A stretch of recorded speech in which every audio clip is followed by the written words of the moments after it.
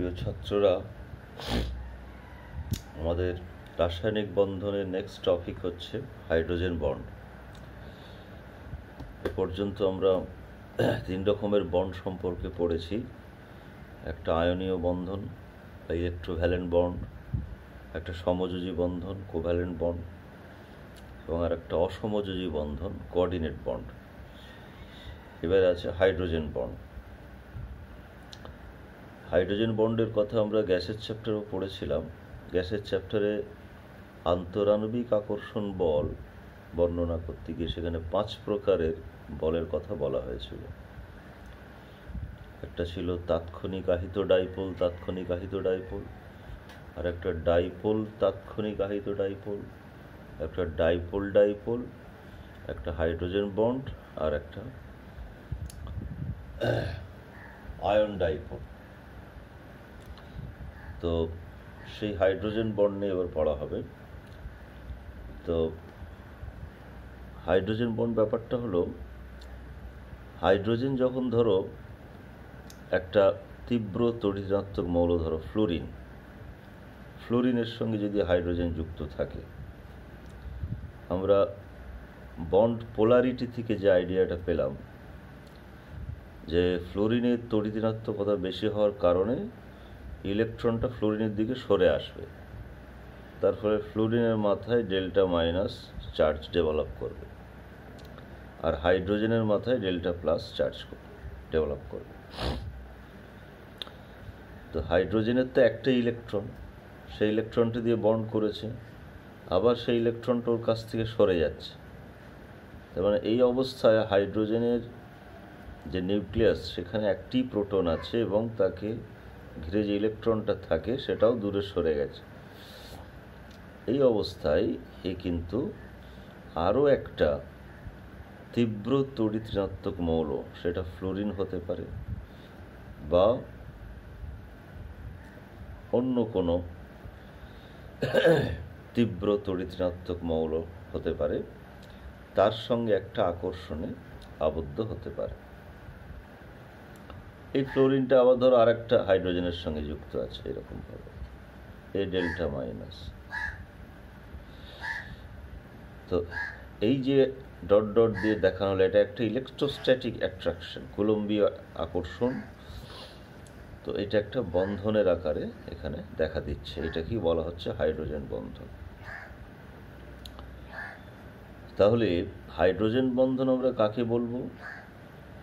তীব্র তড়িৎ-ঋণাত্মক মৌল ফ্লোরিন বা অক্সিজেন বা নাইট্রোজেন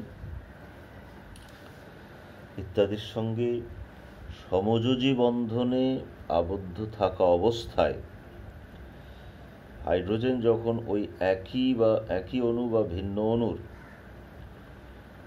তীব্র তড়িৎ-ঋণাত্মক মৌলের সঙ্গে একটি আয়নীয় প্রকৃতির দুর্বল বন্ধনে আবদ্ধ হয়, সেটাকে বলা হবে হাইড্রোজেন বন্ধন। এইটা হলো হাইড্রোজেন বন্ধন, এইচ বন্ড। এখন এই হাইড্রোজেন বন্ধন গঠনের শর্ত কি? তাহলে সংজ্ঞাটা তোমাদের বই থেকে করে নিতে হবে, যেটা বললাম সংজ্ঞাটা। শর্ত বা condition: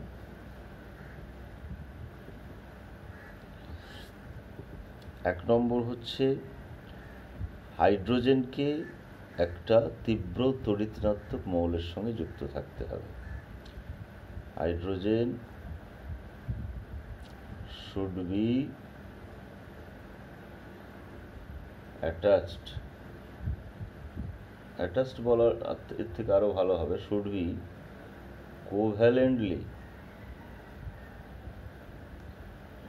covalently bonded to a highly electronegative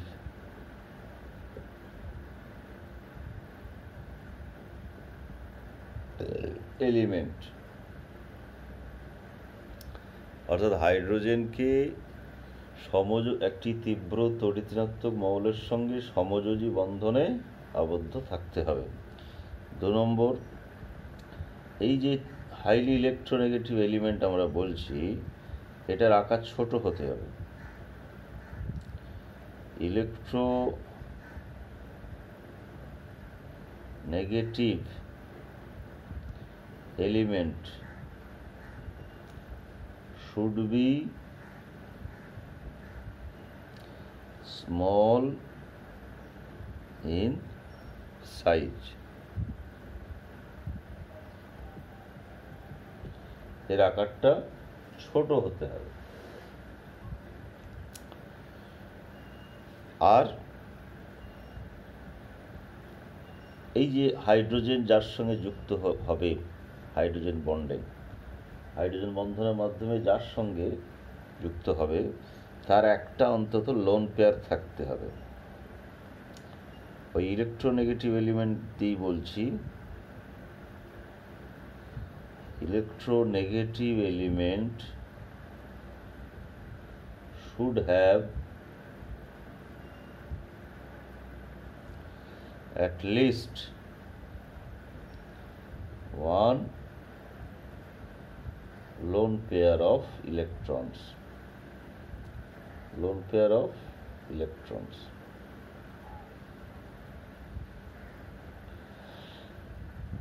লোনপেয়ারটাকে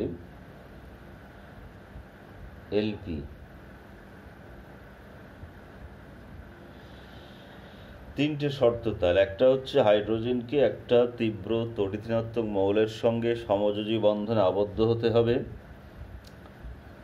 2 নম্বর শর্ত, তীব্র তড়িৎ-ঋণাত্মক মৌলটা should be small in size, আকার ছোট হতে হবে। আর 3 নম্বর, এই তীব্র তড়িৎ-ঋণাত্মক মৌলের অন্তত একটা লোন পেয়ার থাকতে হবে, নিঃসঙ্গ ইলেকট্রন জোড়। এই 3টে শর্ত যদি পালন করতে পারে, তবে সেই মৌলের সঙ্গে যুক্ত হাইড্রোজেন বন্ধন করতে সক্ষম হবে। তো দেখা যায় তিনটে মৌল অর্থাৎ নাইট্রোজেন, অক্সিজেন, ফ্লোরিন, এই তিনটে মৌল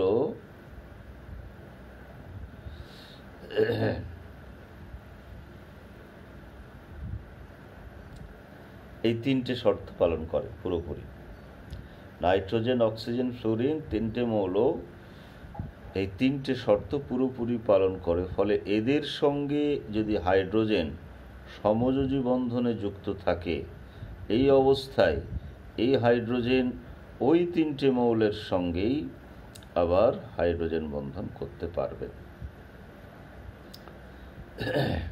তবে কেমিস্ট্রিতে তো ব্যতিক্রম থাকেই।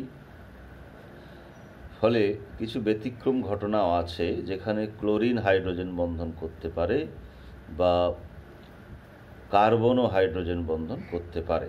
সেগুলো আমরা উদাহরণ হিসেবে দেখাবো। তবে নর্মালি এই তিনটে মৌল হাইড্রোজেন বন্ধন করতে পারে। তাহলে হাইড্রোজেন বন্ধন ব্যাপারটা কি, তার সংজ্ঞা কি এবং তার গঠনের শর্ত, এটা আমরা পেলাম। এখন এর বৈশিষ্ট্য কি হবে, হাইড্রোজেন বন্ধন গঠনের বৈশিষ্ট্য।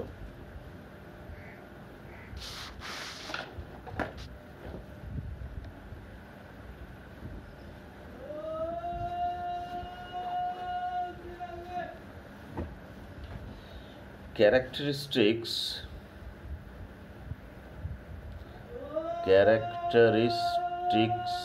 of H bond। হাইড্রোজেন বন্ধনের বৈশিষ্ট্য একটা হচ্ছে, এটা কিন্তু সমযোজী বন্ধনের থেকে দুর্বল, weaker then covalent bond.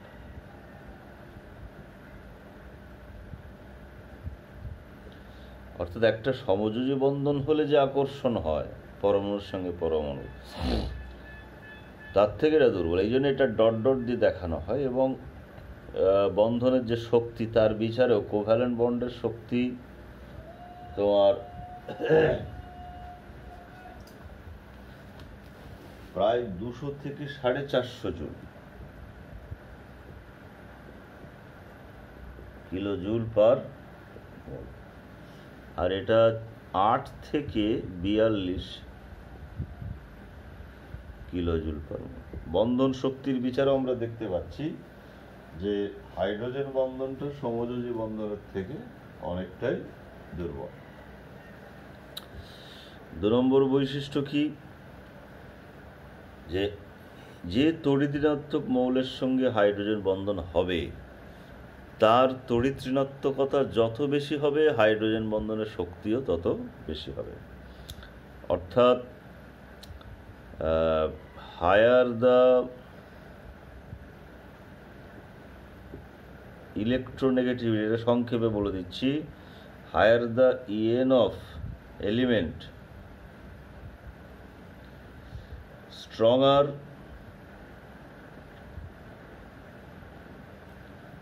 is the H bond. Stronger is the H bond. যেমন ধরো ফ্লুরিনের সঙ্গে যদি হাইড্রোজেন বন্ধন হয়, সেই হাইড্রোজেন বন্ধনের শক্তিটা অক্সিজেনের সঙ্গে হাইড্রোজেন বন্ধনের শক্তির থেকে বেশি হবে। আবার অক্সিজেনের সঙ্গে যে হাইড্রোজেন বন্ধন হবে সেটা নাইট্রোজেনের সঙ্গে হাইড্রোজেন বন্ধনের শক্তির থেকে বেশি হবে, কারণ ফ্লুরিন হচ্ছে সবচেয়ে বেশি তড়িৎ ঋণাত্মক, আবার অক্সিজেনের তড়িৎ ঋণাত্মকতা নাইট্রোজেনের থেকে বেশি। তাহলে হাইড্রোজেন বন্ধনের স্ট্রেংথ এইভাবে ডিপেন্ড করবে, তড়িৎ ঋণাত্মকতা যার বেশি তার স্ট্রেংথ, হাইড্রোজেন বন্ধনের শক্তিও তত বেশি হবে। 3 নম্বর, directional property. It has directional property. অর্থাৎ আমরা সমযোজী বন্ধনের একটা বৈশিষ্ট্য পড়েছিলাম যে এদের দিক নির্দেশক ধর্ম আছে বা বন্ধনের নির্দিষ্ট অভিমুখ আছে। হাইড্রোজেন বন্ডের ক্ষেত্রেও তাই হবে, হাইড্রোজেন বন্ধনের ক্ষেত্রেও একটা নির্দিষ্ট অভিমুখ থাকবে। এবং সেটা কি, যেহেতু হাইড্রোজেন আকারটা ছোট, তো তাহলে যখন হাইড্রোজেনটা যুক্ত আছে তড়িৎ ঋণাত্মক মৌলের সঙ্গে, এই অবস্থায় সে হাইড্রোজেন বন্ধন করছে, এর আকারটা তো ছোট, তাহলে এইখানে এর যে লোন পেয়ার, এই বন্ড পেয়ার, এটা আবার এর একটা লোন পেয়ার আছে, আমরা বলছি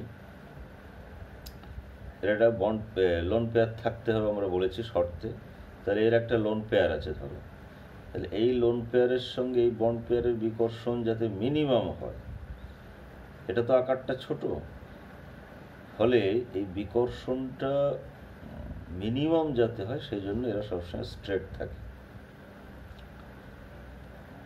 লিনিয়ার।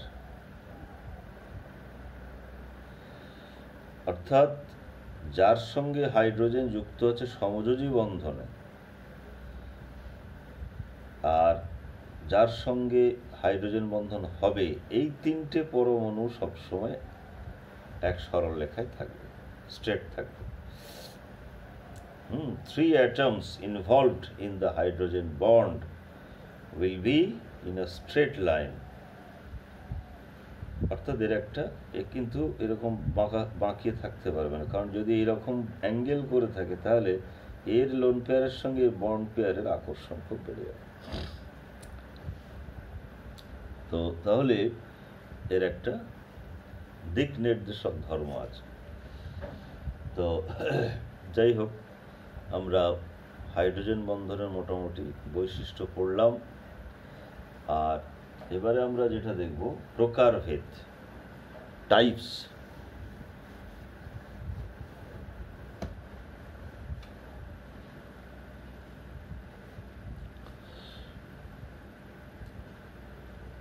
টাইপস 1 নম্বর হচ্ছে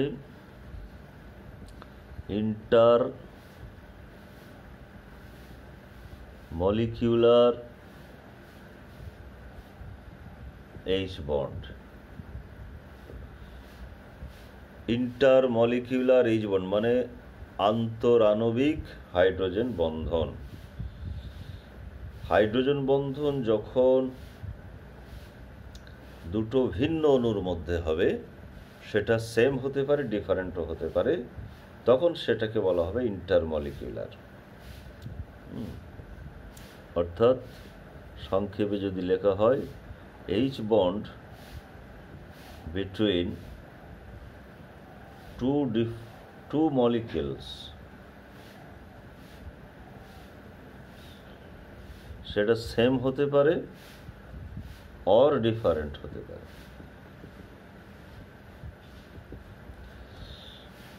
is called intermolecular.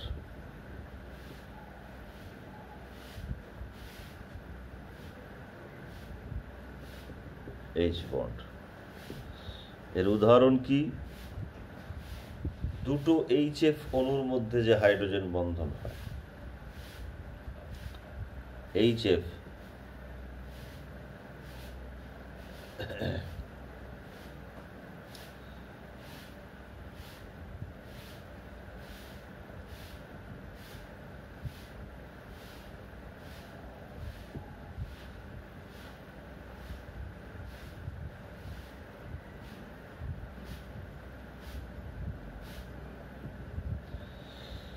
এইভাবে থাকবে।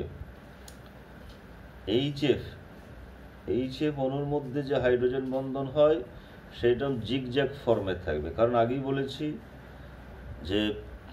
যে তিনটে পরমাণু হাইড্রোজেন বন্ধনের সঙ্গে যুক্ত তারা স্ট্রেট লাইনে থাকবে বিকর্ষণ এড়ানোর জন্য। তাহলে এই একটা এইচএফ অণুর মধ্যে যে হাইড্রোজেন বন্ধন হচ্ছে এটা হলো আন্তরাণবিক হাইড্রোজেন বন্ধন। এটা সেম অণুর মধ্যে হবে, আবার ডিফারেন্ট অণুর মধ্যেও হতে পারে। একটা এইচএফ এর অণু আর একটা জলের অণু, সেক্ষেত্রে আমরা এইভাবে দেখাতে পারি যে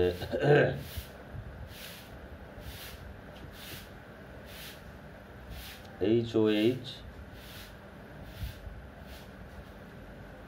FH। এখানে দেখো অক্সিজেন, হাইড্রোজেন আর এই ফ্লোরিন, এদের তিনজন হাইড্রোজেন বন্ধনের সঙ্গে যুক্ত, এদেরকে স্ট্রেট লাইনে রাখা। আবার এই হাইড্রোজেনটার সঙ্গে জলের বন্ধন হবে, এখানে অক্সিজেনের সঙ্গে বন্ধন হবে ইত্যাদি এইভাবে। তাহলে এখানে একটা জলের অণু আর একটা এইচএফ এর অণু, এদের সঙ্গে হাইড্রোজেন বন্ধন হলো, দুটোই ইন্টারমলিকুলার হাইড্রোজেন বন্ধন, আন্তরাণবিক হাইড্রোজেন বন্ধন।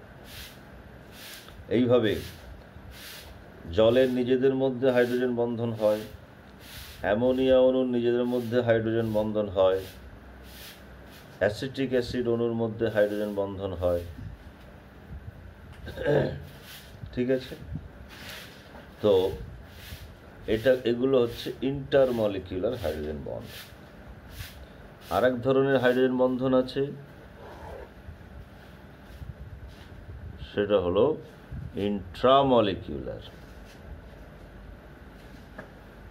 ইন্ট্রামলিকুলার হাইড্রোজেন বন্ড, অর্থাৎ অন্তঃআণবিক হাইড্রোজেন বন্ধন। একটা অণুরই বিভিন্ন অংশের মধ্যে হাইড্রোজেন বন্ধন হয়ে যাবে। H bond between atoms within a molecule, একটা অণুর মধ্যেই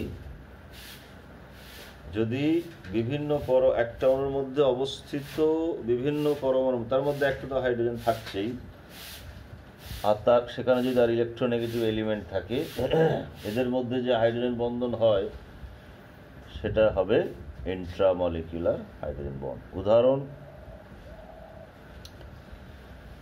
যেমন ধরো এইখানেই বেশি ব্যতিক্রমগুলো পাওয়া যায়।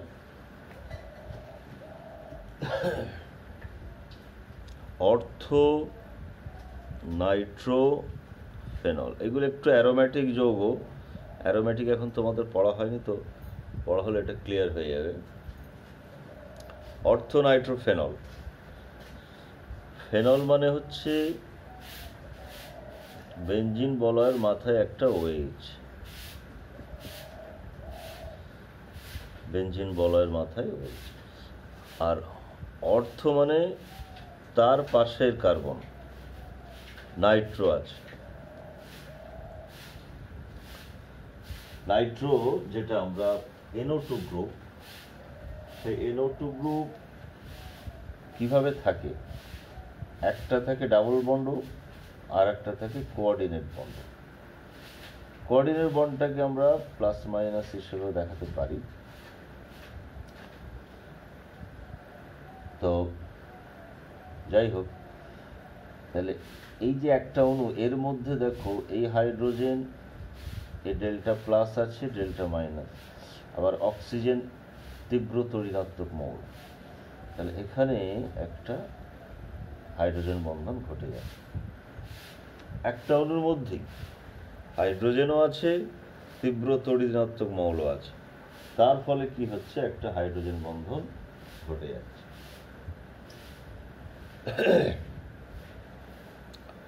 এটাকে অনেক সময় আমরা ধরো এই সিঙ্গেল বন্ড দিয়ে দিই, এরকম সমযোজী বন্ধন দিয়ে এটা মাইনাস করে দিই, এটা প্লাস করে দিই।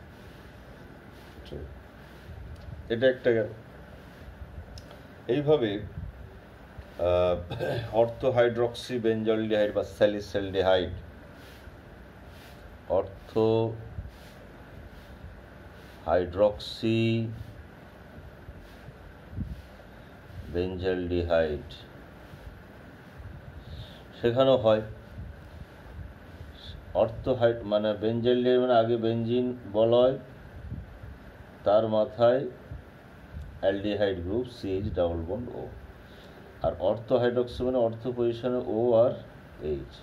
তাহলে এই অক্সিজেনের সঙ্গে এই হাইড্রোজেনের একটা বন্ধন হয়ে গেল, হাইড্রোজেন বন্ড। তো অর্থ পজিশনে থাকলেই তাহলে এটা সম্ভব হচ্ছে।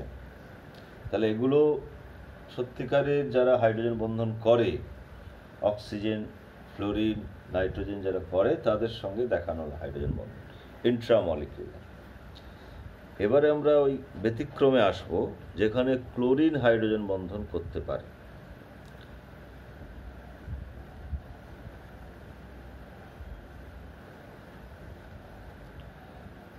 Exception, H bond by Cl atom।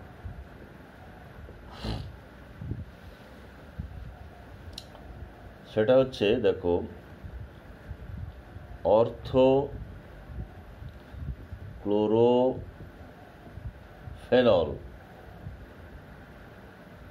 এই যে যৌগটা,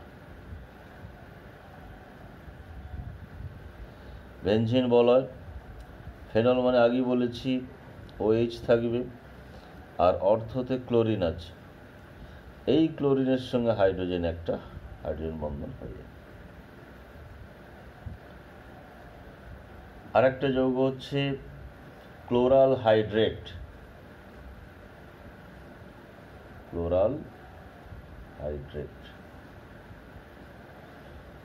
সেটা হলো ক্লোরাল হাইড্রেট ফর্মুলা হচ্ছে CCl3CHOH2। এটা ক্লোরাল হাইড্রেট।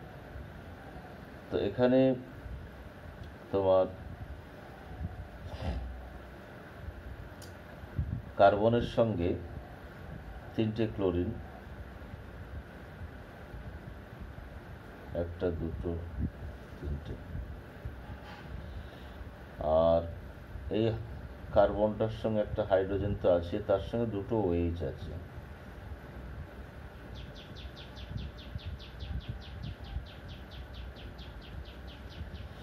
তাহলে এই Hটা হাইড্রোজেন অক্সিজেনের সঙ্গে যুক্ত আছে। এই অবস্থায় এ ক্লোরিনের সঙ্গে হাইড্রোজেন বন্ধন করতে পারে।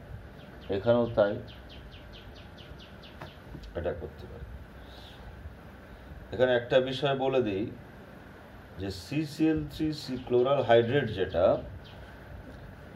এটা তো অন্ত আণবিক হাইড্রোজেন বন্ধনের একটা উদাহরণ, অ্যাজ ওয়েল অ্যাজ এক্সেপশনের উদাহরণ, অর্থাৎ ক্লোরিনও যে হাইড্রোজেন বন্ধন করতে পারে তার উদাহরণ।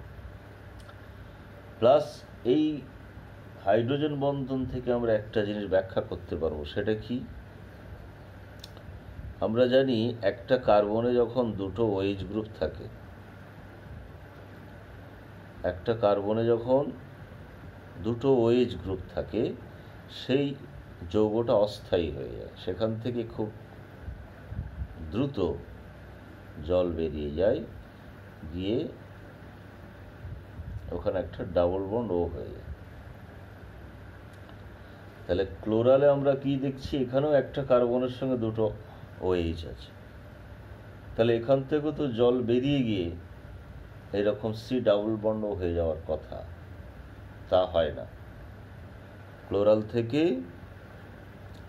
CCl3CH OH whole 2 minus H2O CCl3CH double bond O, এটা কিন্তু হয় না।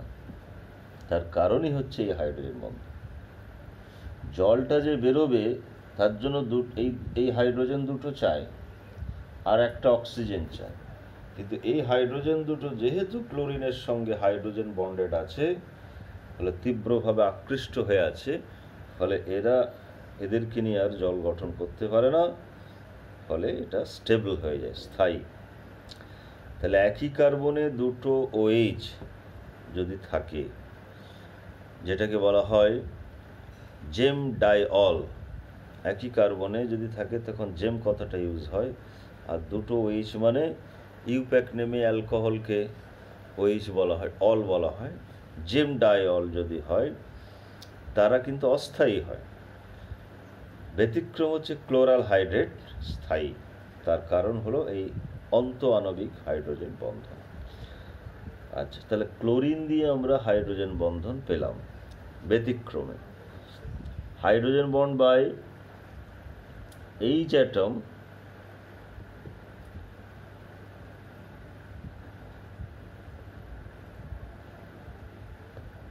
covalently attached with C atom। আমরা তো বলেছিলাম যে হাইড্রোজেন বন্ধন করতে গেলে হাইড্রোজেনকে একটা তীব্র তড়িৎ-ঋণাত্মক মৌলের সঙ্গে যুক্ত থাকতে হবে, সেটা বলা হয়েছিল। কিন্তু হাইড্রোজেন তীব্র তড়িৎ-ঋণাত্মক মৌলের সঙ্গে যুক্ত নেই, এই অবস্থাতেও বন্ধন করতে পারে। মানে সকল্ড যে মৌল তীব্র তড়িৎ-ঋণাত্মক মৌল নয় এরকম আমরা কিছু জানি, যেমন কার্বনের তড়িৎ-ঋণাত্মকতা বেশি নয় আমরা জানি।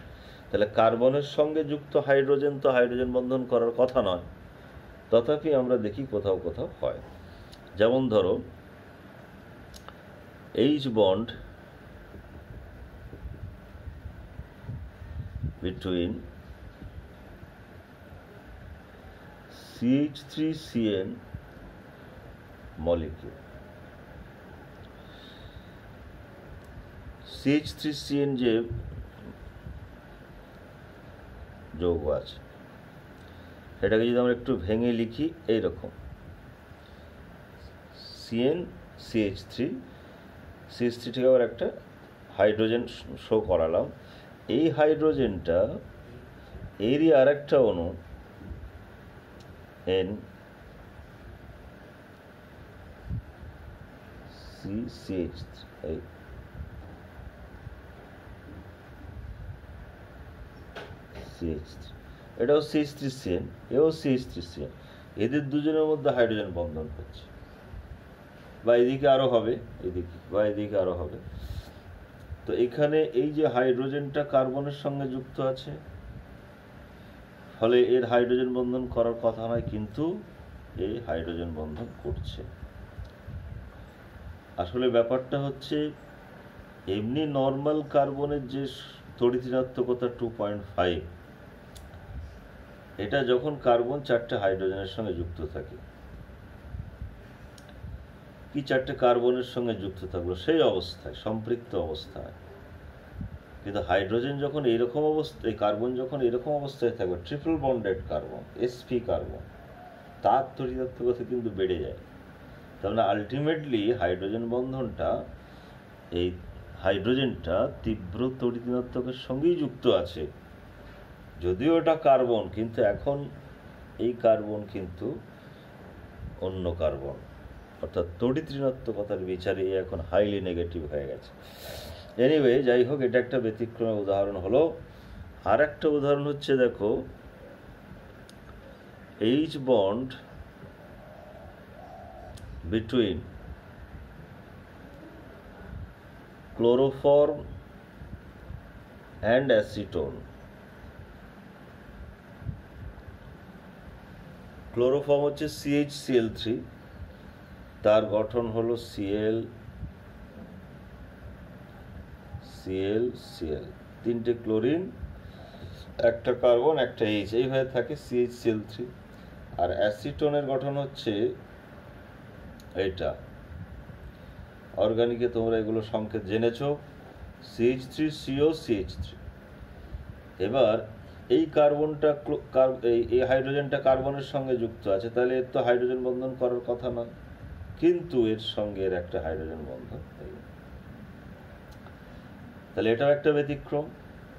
তবে এখানেও কিন্তু একই ব্যাপার, এই কার্বন তিনটে ক্লোরিনের সঙ্গে যুক্ত থাকার ফলে এর তড়িৎঋণাত্মকতা কিন্তু অনেক বেড়ে গেছে, কারণ ক্লোরিন তো ইলেকট্রন টেনে নেয়, তার ফলে এর ইলেকট্রনের প্রতি চাহিদা, আকর্ষণ বেড়ে যায়, যেটাকে আমরা ইলেকট্রোনেগেটিভিটি বলি। তো সেই বেড়ে যাওয়ার কারণে এখন এর সঙ্গে যুক্ত হাইড্রোজেন বন্ধন করতে পারছে, তাহলে এটা ব্যতিক্রম হয়ে গেল। তো তাহলে আমরা দু রকমের টাইপস দেখলাম, একটা ইন্টারমলিকিউলার আন্তরাণবিক হাইড্রোজেন বন্ধন, আর একটা ইন্ট্রামলিকিউলার বা অন্তঃআণবিক হাইড্রোজেন বন্ধন, এবং তার ব্যতিক্রম আমরা পেলাম। এবারে হাইড্রোজেন বন্ধন থেকে আমরা যেটা করব লাস্ট টপিক, সেটা হচ্ছে effect of H bond. Hydrogen বন্ধনের প্রভাব কি পড়ে যৌগের ধর্মের উপরে, সেটা আমরা দেখব। বিভিন্ন ধর্মের উপরে প্রভাব পড়ে, তার মধ্যে একটা হচ্ছে এফেক্ট অন বয়লিং পয়েন্ট।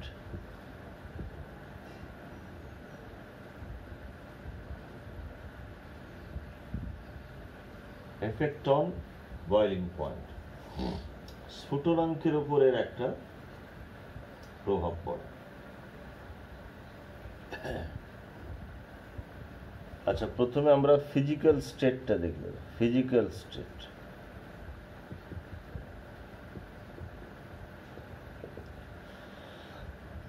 এখানে একটা বিষয় দেখো, H2O is liquid but H2S is gaseous. জল হচ্ছে তরল পদার্থ, কিন্তু হাইড্রোজেন সালফাইড বা H2S গ্যাসীয় পদার্থ। এটা কেন হয়? প্রথম কথা হচ্ছে, তুলনাটা কেন আমরা জলের সঙ্গে H2S এর করছি, তার কারণ হলো পর্যায় সারণীতে গ্রুপ 16-এ অক্সিজেন আছে, সালফারও আছে। তো অক্সিজেনের হাইড্রাইড হচ্ছে জল, আর সালফারের হাইড্রাইড হলো H2S। তাহলে এরা একই শ্রেণীর তো মৌল, তাহলে এদের যে হাইড্রাইড যৌগ, তাদের ধর্মগুলো তো একই হওয়ার কথা। তো সেক্ষেত্রে এরকম পার্থক্য হচ্ছে কেন? ফিজিক্যাল স্টেটটা তো অন্তত একই হওয়ার কথা।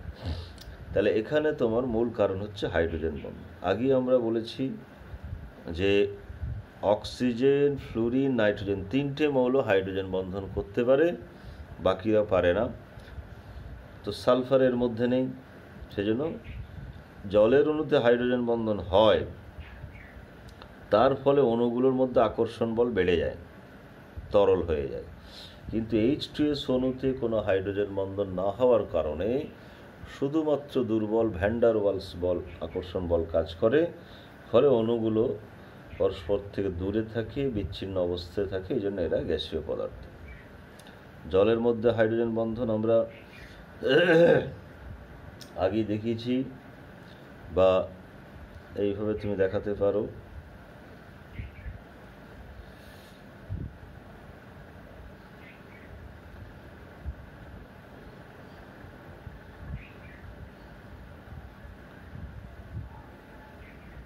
এটা এইচ, আবার এটার সঙ্গে ও, এদিকে এইচ, এদিকে এইচ, এইভাবে আর কি জলের অণুগুলো হাইড্রোজেন বন্ধনের মাধ্যমে সংগঠিত অবস্থায় থাকে, অ্যাসোসিয়েটেড, এদের মধ্যে আকর্ষণ বল বেড়ে যায়, তার ফলে এরা তরল হয়। একটা পদার্থ কঠিন হবে না তরল হবে না গ্যাসীয় হবে, এটা তো নির্ভর করছে আন্তরাণবিক আকর্ষণ বলের উপরে। তো সেই আন্তরাণবিক আকর্ষণ বল 5 প্রকারের আমরা আগেই বলেছি গ্যাসের চ্যাপ্টারে, তার মধ্যে একটা ছিল হাইড্রোজেন বন্ড। সেই হাইড্রোজেন বন্ড এখানে হচ্ছে, তার ফলে এদের মধ্যে আকর্ষণ বল বেড়ে গিয়ে এরা তরল হয়ে যাচ্ছে। কিন্তু H2Sে যেহেতু সালফার হাইড্রোজেন বন্ধন করতে পারে না, ওদের অণুগুলো অ্যাসোসিয়েটেড নয় বা ওদের আন্তরাণবিক আকর্ষণ বল কম, সেই জন্য অণুগুলো পরস্পরের দূরে থাকে, বিচ্ছিন্ন অবস্থায় থাকে, গ্যাসীয় পদার্থ।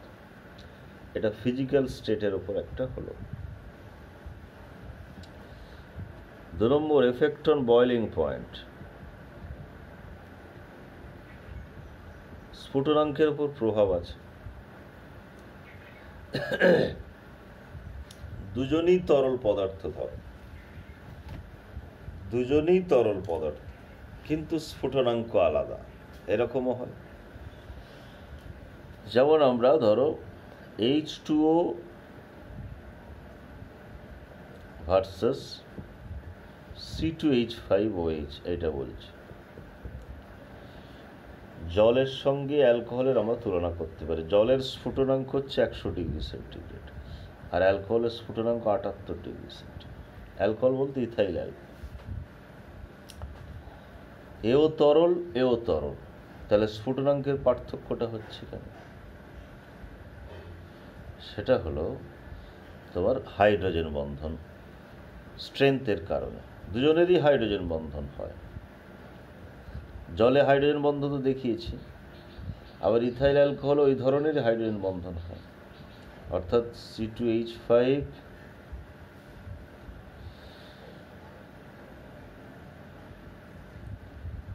OH ও এইদিকে C2H5H ও C2H5H, এইভাবে এটা ইথাইল অ্যালকোহলের হাইড্রোজেন বন্ধন। আর জলের হাইড্রোজেন বন্ধন দেখালাম।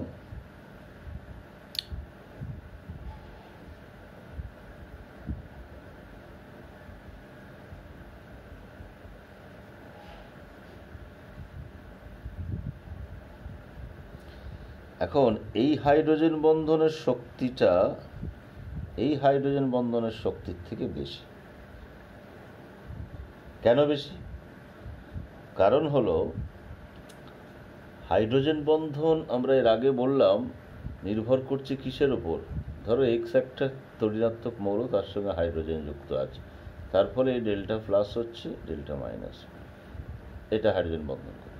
আমরা বলেছি এটা যত বেশি তড়িৎ-ঋণাত্মক হবে তত হাইড্রোজেন বন্ধনের স্ট্রেংথটা বাড়বে। কিন্তু এখানে এই মৌল দুটো ক্ষেত্রেই সেম, এও অক্সিজেন এও অক্সিজেন।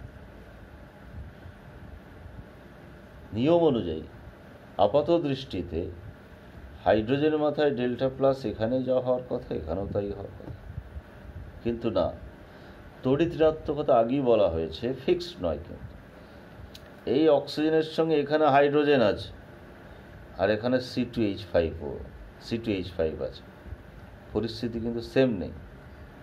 আমরা জানি C2H5-এর একটা প্লাস আই এফেক্ট আছে, ও ইলেকট্রন অক্সিজেনের দিকে ঠেলে দেয়, তার ফলে অক্সিজেনের ইলেকট্রনের প্রতি চাহিদা বা আকর্ষণ কমে যায়। এই জন্য এইখানে অক্সিজেনের তড়িৎ-ঋণাত্মকতা কম, আর এইখানে অক্সিজেনের তড়িৎ-ঋণাত্মকতা বেশি।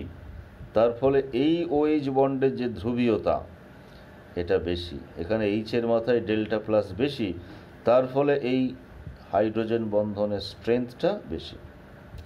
এখানে অক্সিজেনের মাথায় অক্সিজেনের তড়িৎ-ঋণাত্মকতা কম, বন্ড পোলারিটি কম, অর্থাৎ এইচের মাথায় ডেল্টা প্লাস কম, সেই জন্য এই হাইড্রোজেন বন্ধনের স্ট্রেংথ কম। তার ফলে কি হচ্ছে, জলের অণুগুলো সংগঠিত অবস্থায় আছে, ইথাইল অ্যালকোহলের অণুগুলো সংগঠিত অবস্থায় আছে হাইড্রোজেন বন্ধনের মাধ্যমে, কিন্তু জলের অণুগুলোর মধ্যে আন্তরাণবিক আকর্ষণ বলের পরিমাণটা যতটা বেশি, ইথাইল অ্যালকোহলে কিন্তু ততটা নেই। তার ফলে জলের অণুকে তাপ দিয়ে বিচ্ছিন্ন করতে বেশি শক্তি লাগে, এই জন্য স্ফুটনাঙ্ক বেশি। ভাইরাস অ্যালকোহলের অণুকে তাপ দিয়ে বিচ্ছিন্ন করতে তুলনামূলকভাবে কম শক্তি লাগে, তার ফলে স্ফুটনাঙ্ক কম। তাহলে বয়লিং পয়েন্টের উপর এর প্রভাব আছে।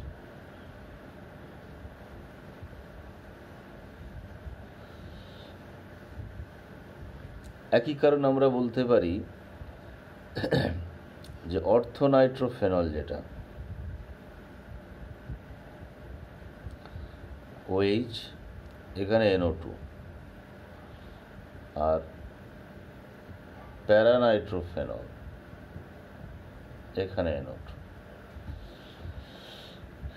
এই দুটোর মধ্যে আমরা যদি বয়লিং পয়েন্টের তুলনা করি, তাহলে বয়লিং পয়েন্ট এটা যদি 1 নম্বর হয়, এটা যদি 2 নম্বর হয়, তাহলে বয়লিং পয়েন্ট বা বিপি অর্ডার হবে 2 greater than 1। কি কারণে হচ্ছে? কারণটা হলো এখানেও হাইড্রোজেন বন্ধনের প্রভাব। হাইড্রোজেন বন্ধন কিন্তু দুজনেরই হয়, কিন্তু তফাৎটা হচ্ছে এইখানে যে হাইড্রোজেন বন্ধন হয় সেটা হচ্ছে ইন্ট্রামলিকুলার, একই অণুর মধ্যে, আর এখানে যে হাইড্রোজেন বন্ধন হয় ইন্টারমলিকুলার, এখানে আর একটা অণু চলে আসবে।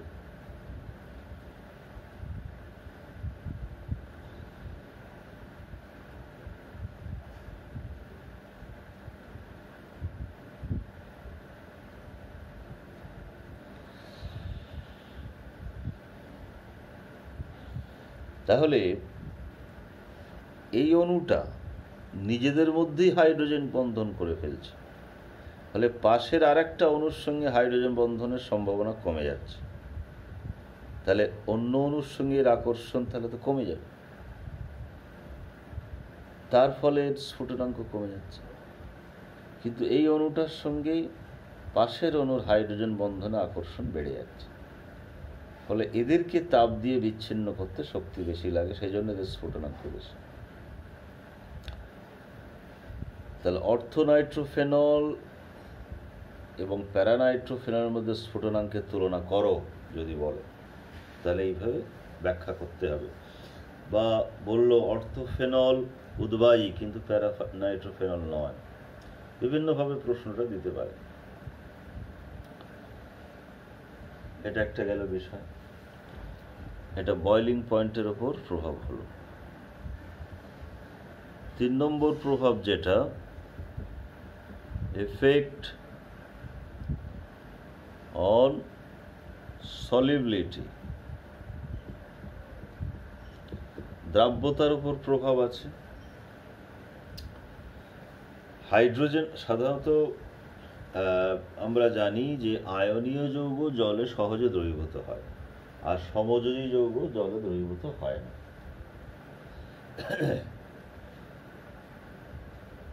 তো কিন্তু অনেক সমযোজী যৌগ আবার জলে দ্রবীভূত হয়। একটা কারণ যেমন সেখানে থাকে জলের সঙ্গে মিশে আয়ন তৈরি করে বিক্রিয়া করে, আবার একটা কারণ থাকে হাইড্রোজেন বন্ধন। তো আমরা এখানে একটা ছোট্ট উদাহরণ আগে নিই, যে ammonia is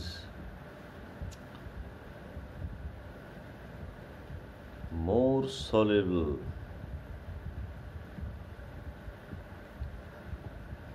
in water than PH3 phosphine. Nitrogen আর ফসফরাস একই শ্রেণীর মৌল, গ্রুপ 15। নাইট্রোজেন হাইড্রাইড অ্যামোনিয়া সেই জলে খুব বেশি দ্রাব্য, কিন্তু ফসফরাসের হাইড্রাইড ফসফিন সে কিন্তু কম দ্রাব্য। কারণটা কি? কারণটা হচ্ছে হাইড্রোজেন বন্ধন। অ্যামোনিয়ার সঙ্গে জলের অণুর হাইড্রোজেন বন্ধন হয়।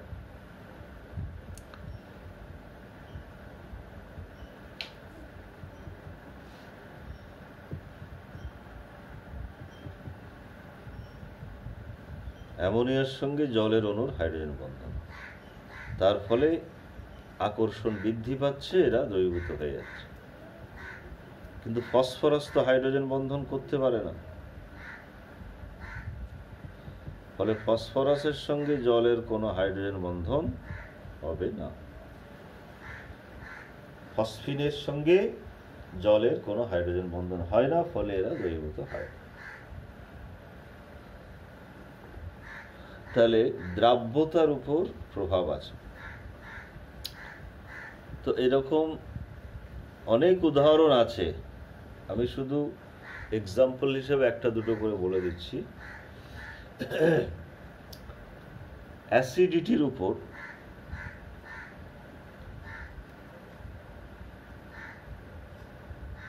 এফেক্ট অন অ্যাসিডিটি, অম্ল ধর্মের উপর বা আম্লিক ধর্মের উপর এর প্রভাব আছে। যেমন ধরো, আমরা তুলনা করব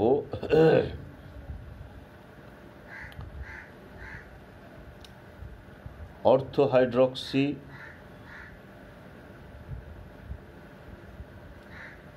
বেঞ্জোইক অ্যাসিড,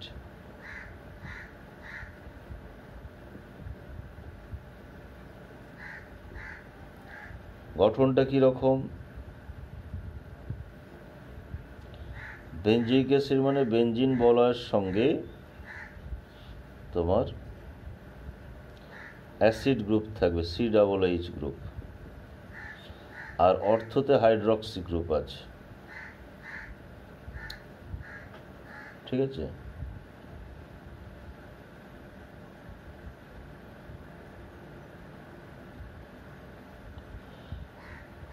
এখন এই অর্থো হাইড্রক্সি বেঞ্জোইক অ্যাসিড যখন আয়নিত হয়, তখন এই একটা H+ দেবে। সেই H+টা কোথা থেকে যাবে? এই H+টা বেরিয়ে যাবে, এইটা -H+। তার ফলে এই দিকটা আমি লিখছি মাইনাস, আর এই দিকটা ডাবল বন্ডটা করে দিচ্ছি, আর এখানে আছে OH +H+, বেরিয়ে গেল। এটা আয়নাইজেশন প্রসেস, উভমুখী প্রসেস, সাম্যাবস্থায় থাকে। সাম্যাবস্থায় সাম্যের সরণটা কোন দিকে বেশি হয়? সাম্য মানে এই প্রক্রিয়াটা কত পার্সেন্ট ফরওয়ার্ড দিকে গেছে আর কত পার্সেন্ট ব্যাকওয়ার্ড দিকে গেছে। দুটো প্রসেস হয় তো। রাসায়নিক সাম্য তোমাদের এখন পড়া হয়নি, সম্ভবত পড়া হবে। তো সেই সাম্য থেকে আমরা জানি যে যারা উভমুখী প্রক্রিয়া, তাদের দুটো প্রক্রিয়া হয়, একটা ফরওয়ার্ড, একটা ব্যাকওয়ার্ড। ফরওয়ার্ড মানে এখান থেকে এটা হচ্ছে, আর ব্যাকওয়ার্ড মানে এরা দুটো মিলে এটা হচ্ছে, দুটোই হয়। কিন্তু দুটো সমান সমান হতেও পারে, নাও হতে পারে। কোনটা বেশি কোনটা কম হবে সেটা ডিপেন্ড করছে কিসের উপর? কার স্টেবিলিটি বেশি। যদি দেখা যায় এই যে আয়নটা তৈরি হলো H+ বেরিয়ে যাওয়ার পর, এই আয়নটার যদি স্থায়িত্ব বেশি হয়, তাহলে প্রক্রিয়াটা এই দিকে বেশি করে হবে। 60-40 হয়ে গেল, কি 70-30 হয়ে গেল। তো অর্থো হাইড্রক্সি বেঞ্জোইক অ্যাসিডের ক্ষেত্রে আমরা যেটা দেখি যে H+ বেরিয়ে যাওয়ার পর এই যে আয়নটা তৈরি হচ্ছে, এটাকে বলা হয় এই অ্যাসিডের অনুবন্ধী ক্ষার বা কনজুগেট বেস। তো এখানে এদের নিজেদের মধ্যে একটা ইন্ট্রামলিকিউলার হাইড্রোজেন বন্ডিং হয়, যার ফলে এর স্থায়িত্বটা অনেক বেড়ে যায়। তারপর এটা স্থায়ী, তাহলে এই সাম্যটা এই দিকে বেশি করে হবে। এই দিকে বেশি করে হওয়া মানেই H+ বেশি তৈরি হচ্ছে, দ্রবণে H+ এর পরিমাণ বেশি থাকবে, তার ফলে এর অ্যাসিডিটি বেশি হবে। তাহলে অর্থো হাইড্রক্সি বেঞ্জোইক অ্যাসিডের অ্যাসিডিটি বেশি কার তুলনায়? যদি এই OH গ্রুপটা ধরো প্যারাতে থাকত, তাহলে এই অন্তঃআণবিক হাইড্রোজেন বন্ধনটা কি আর হতে পারত? হতে পারত। এটা যদি এইখানে না থেকে প্যারাতে থাকে, তখন কিন্তু এই আয়নটা তৈরি হবে, কিন্তু সেখানে আর কোনো অন্ত আণবিক হাইড্রোজেন বন্ধন হবে না। তার ফলে এইটার স্থায়িত্ব কিন্তু ওই আগেরটার থেকে কম হবে।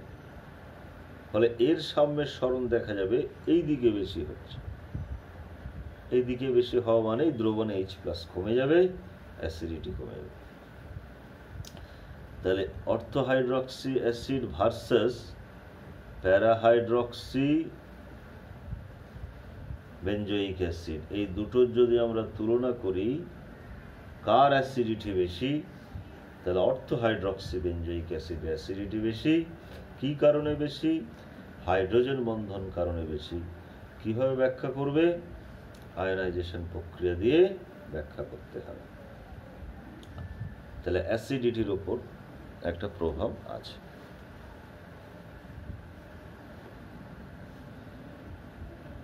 2 নম্বর। আচ্ছা, এরপর আরো দু একটা বিক্ষিপ্ত বিষয় আমরা আলোচনা করতে পারি। যেমন ধরো,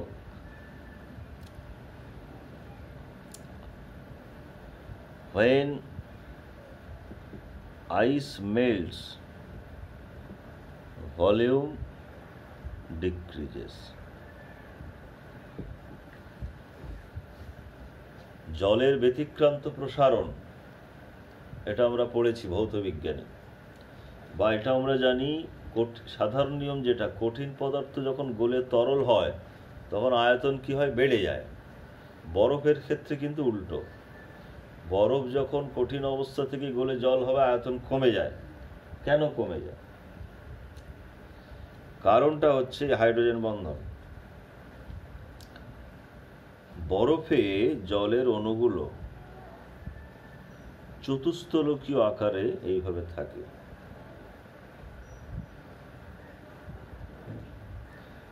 এক একটা জলের অণু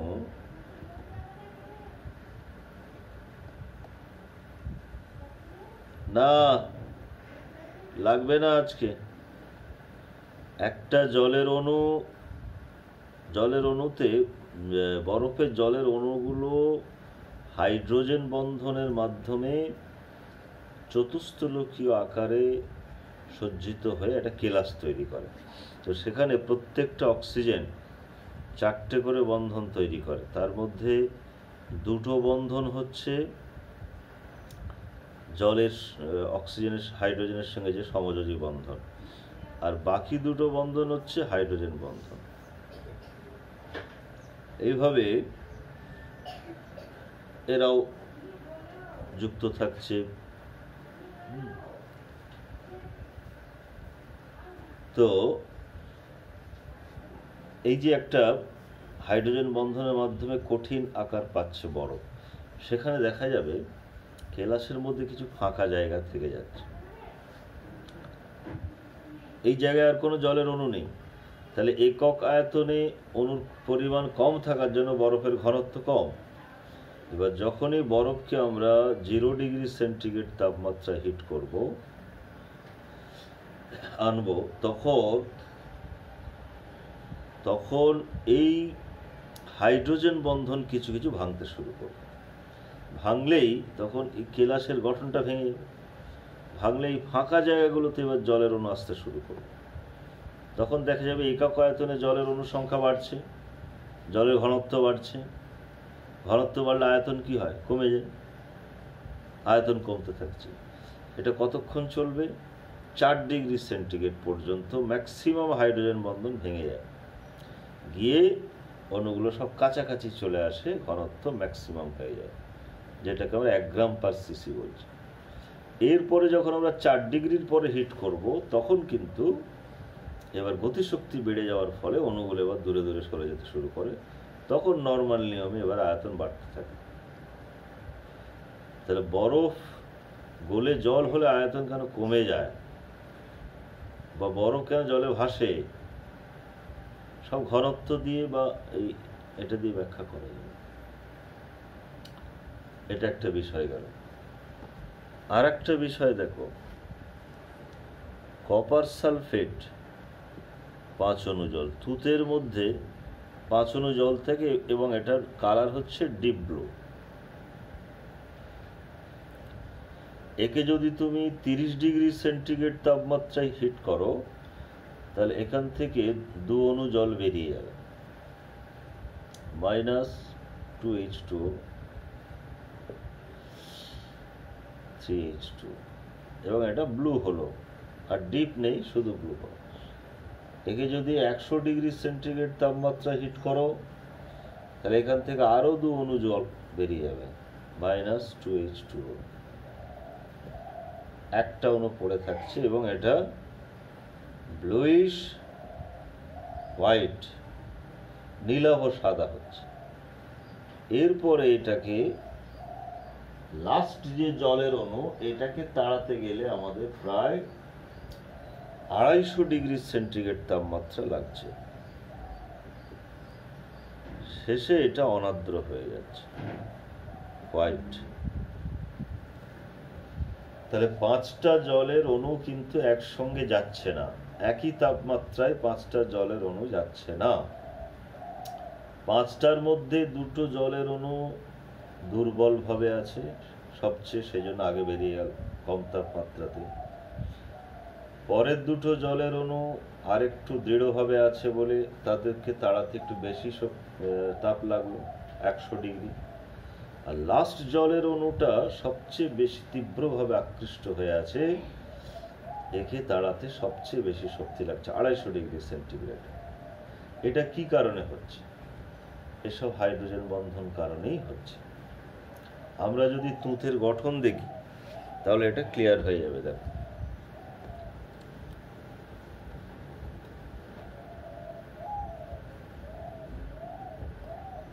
তুঁতের গঠনে কপার সালফেটের সঙ্গে জল আছে। কপার সালফেট মানে Cu+2, তাহলে এর সঙ্গে একটা জলের অণু, একটা জলের অণু কোঅর্ডিনেট বন্ড করে আছে, একটা জলের অণু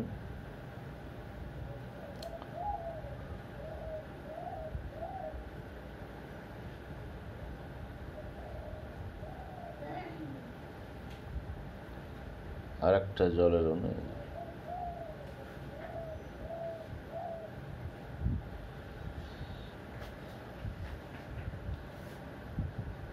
এইবার আর একটা যে জলের অণু, সে হাইড্রোজেন বন্ধন করে আছে। এটা উপরের দিকে দিয়ে দাও না, হ্যাঁ ঠিক আছে।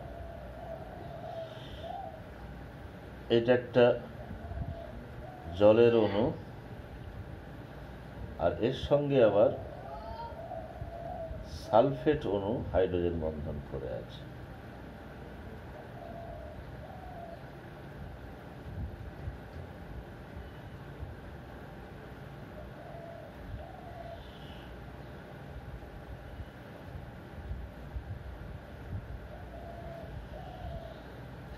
তাহলে এটা কপার আয়ন, এটা সালফেট আয়ন, দুজনের মধ্যে আকর্ষণ আছে, তার মাঝখানে জলের অণু ঢুকে আছে।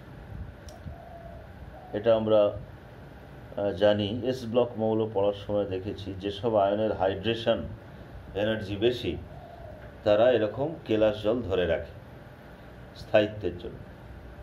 লিথিয়ামের যেমন আমরা পেয়েছি, বেরিলিয়ামের পেয়েছি, ম্যাগনেসিয়ামের পেয়েছি, লবণের মধ্যে জল থাকে, সেরকম কপার+2 এর মধ্যেও জল থাকে, এর হাইড্রেশন শক্তিটা বেশি বলে। এই যে 5টা জল আছে, তার মধ্যে এই 2টো জল দেখো শুধুমাত্র কোঅর্ডিনেট বন্ড করে আছে, আর অন্য কোনো আকর্ষণ নেই।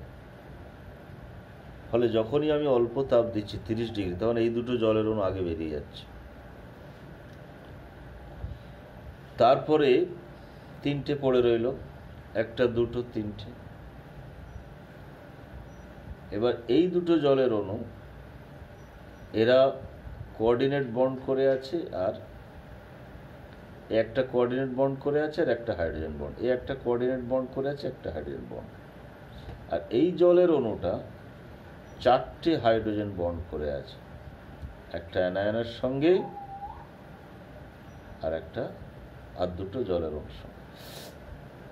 তার ফলে এরা যে আকর্ষণে আছে তার থেকে এর আকর্ষণ বলটা অনেক তীব্র। তার ফলে কি হচ্ছে, যখনই 100 ডিগ্রিতে হিট করছে তখন এই দুটো জলের অণু বেরিয়ে যাচ্ছে, এইটা কিন্তু থেকে যাচ্ছে। এটাকে বলা হয় অ্যানায়ন জল, এইটাকে বলা হয় অ্যানায়ন জল। অ্যানায়নের সঙ্গে অ্যাটাচড হওয়ার কারণে অ্যানায়নিক ওয়াটার, এর স্ট্রেংথটা বেশি হয়ে যাচ্ছে।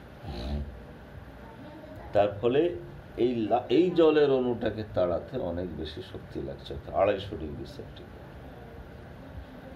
সুতরাং হাইড্রোজেন বন্ধনের কারণে কেলাসের অণুর জল বিভিন্ন তাপমাত্রায় হতে পারে, নিরুদিত হতে পারে, বেরিয়ে যেতে পারে, সেখানেও হাইড্রোজেন বন্ধনের প্রভাব আছে। তাহলে মোটামুটি আমরা হাইড্রোজেন বন্ধন সম্পর্কে একটা কমপ্লিট স্টাডি করে নিলাম। তাতে সংজ্ঞা, শর্ত, প্রকারভেদ, ব্যতিক্রম, তার বৈশিষ্ট্য এবং তার প্রভাব বিভিন্ন ক্ষেত্রে যে ছড়িয়ে আছে এটা আমরা পড়লাম। বইতে আরও অনেক উদাহরণ ঘটনা দেওয়া আছে, সেগুলো তোমরা সব পড়ে নেবে। তাহলে হাইড্রোজেন বন্ধন শেষ হয়ে গেল। আর একটা টপিক এই চ্যাপ্টারে বাকি থাকছে, সেটা হচ্ছে আণবিক কক্ষক তত্ত্ব। ওটাও একদিনে করে নেওয়া যাবে নেক্সট ক্লাসে। Thank you.